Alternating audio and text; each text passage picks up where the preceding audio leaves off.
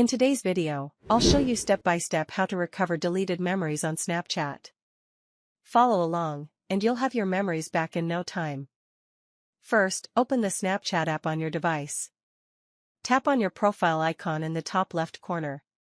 Then, tap the gear icon, Settings, in the top right corner.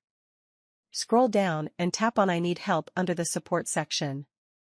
Tap on the search bar and type Download My Data. Select this option. You will be redirected to a page with various options. Look for account.snapchat.com and click on it. If prompted, log into your Snapchat account. On the account page, scroll down and click on My Data. Keep the file type as HTML, which is the most common. Uncheck all boxes except for Memories and Other Media. Choose the date range for the memories you want to recover. Make sure your correct email is listed in the Confirm Your Email Address box. Click on Submit.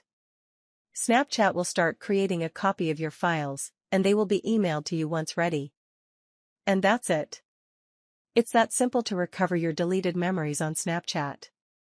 If this video helped you, please leave a like and subscribe to our channel. If you have any questions, leave them in the comments. Thanks for watching.